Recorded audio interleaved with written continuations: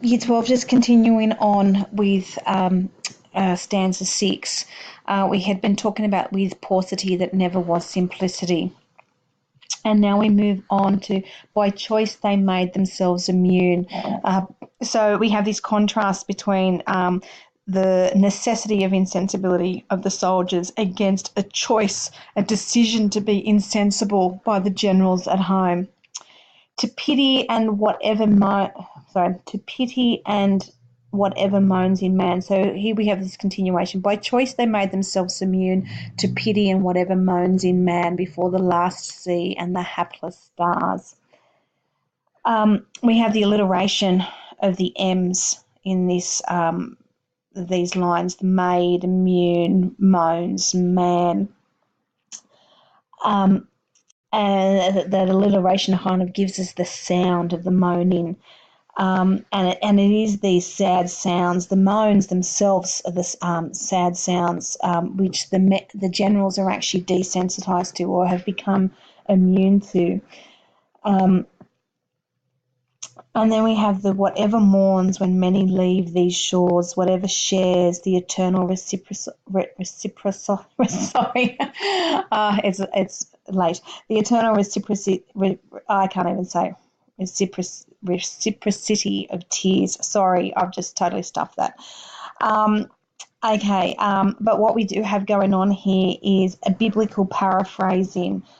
He's continuing with the whole of Matthew chapter 5, verses 3 through to 12. And he is paraphrasing, and we've got this vessel of tears, and this idea of giving and receiving. This as comes from the word reciprocal, and it's this give and take or this sharing of tears. So we have the para rhyme here, the shores and shares that are coming through, and we have for all of it these long vowel sounds: last sea, hapless stars, whatever mourns when many leave these shores, whatever shares the eternal reciprocity. Sorry, Year 12, I can't do it. Not tonight. I can't do it. I've never had so much trouble with a word on a podcast before. And we get the slowing down of the rhythm. These long vowel sounds slows down the pace of this poem substantially, and it gets this heightened sense of sadness to close off the poem. Eternal has a suggestion of something that's never ending, something that would just continuously go on, and so the suffering will continually go on. And it's also the suffering of those at home, the loved ones. So we think of Anthem for Doomed Youth, the ones at home who, in the second stanza of that poem, who know that their loved one's not coming down. This is their eternal suffering because they do feel. And then we have this sharing of pain, this sharing of mourning, this sharing of suffering. And so it creates an idea of empathy at this point, where we feel the pain of others. And so all of a sudden we are hit in these last few lines of this incredible emotion that goes against everything that he said previously, in that we're completely devoid of emotion. Now here we have it in full strength, and it is eternal. But it further highlights the dehumanization. So the soldiers themselves are dehumanized. The generals are inhumane. The people who tell that old lie, dulce decorum est, are inhumane when you read it with this poem. That loss, that dehumanization, that loss of compassion and emotion goes with the next war, that we laugh with death. And then you've got the echoes of Dolce as the devil is sick of sin. And so we can see all these really strong connections with all the other poems coming through. sorry, I had to pause just then to go do something. I forgot where we were up to.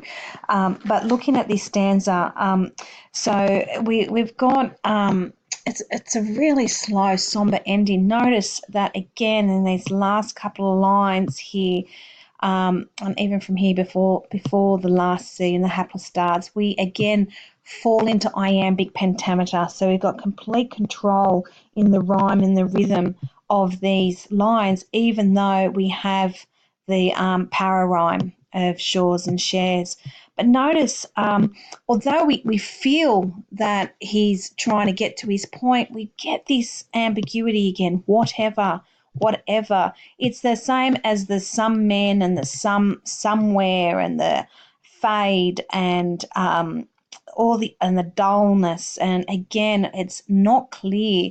There's a lack of clarity and it becomes ambiguous. Whatever mourns when many leaves these shores, whatever shares the eternal reciprocity of tears. Ooh, I got the word right.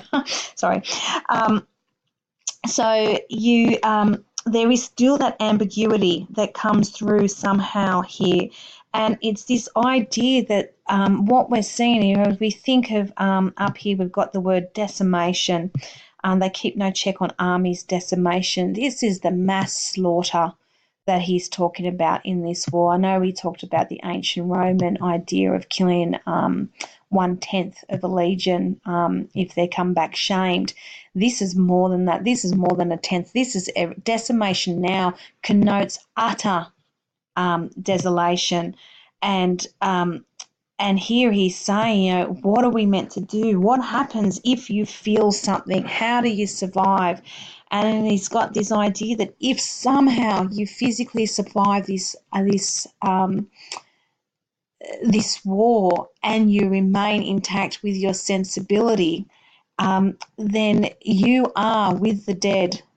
And even those who lose their sensibility, they all become this eternal life, this oneness with the dead. The living and the dead become one, and there is this reciprocal eternal crying, this eternal suffering, eternal mourning, and eternal pain. So it's a really, really powerful way to end the poem, and yet it continues that ambiguity. But we also have this idea, this to pity. This is his purpose. This is what his poetry is about, and he's saying that there's people at home that are immune to this pity. And through his poetry, he's asking us to continue to have that empathy for the soldiers as well, and to recognise the futility of it all and the dehumanisation. There's a couple of other things going on in this poem. We get the idea that with all these biblical allusions that he has in this poem, and the biblical paraphrasing that is going on, particularly in this last stanza, it suggests just how much he was against the religious support of the war. It also links a lot with Anthem for Doomed Youth and the religious allusions and symbolism in that particular poem. Also note, in this poem, we have the motif of blood. The motif of blood is across all the poems, and it is something that you could really talk about. But in this one, we have the blood everywhere, the blood all over the soul. The idea that it's just the horror of war is so grand in size, and the experiences are so horrific, which comes from the idea of the blood everywhere. But it's also an idea of our life's blood and our passion as well. We had the word red, and we talked about how it is also connotes passion. And like, this is the thing that sustains us. And if we turn our back on it, if we become insensible to it, then we can't be sustained, and we lose that vitality that he says, alive but vital over much, not vital over much. And so we get the idea that the soldiers are killing themselves metaphorically to survive. And we get this idea of the blood constantly draining away, and he says the sighs draining. It links with the moans in the man. These are the sounds that are coming through. So again, look, it's a sad poem. It's not his last poem, but it's a powerful poem, and it's this idea that because he is sensible, because he does have those emotions and those feelings, he can write about it and allow it to live on in his poetry. And he is angry, if you will, at anybody who can't recognise that, and people who keep going to war. So I think, we've talked about how poetry escapes its temporal bounds, and I think here this is where one that is doing it. This poem's 100 years old, and yet we still go to war. We still send the soldiers in over and over and over again.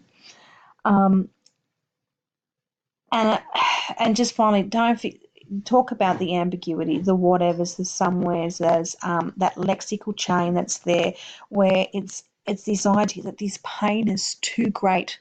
It's actually too hard to write about, and so it has to be ambiguous because the task of writing about it is too mammoth. Okay, good luck with writing about this one for your HSC.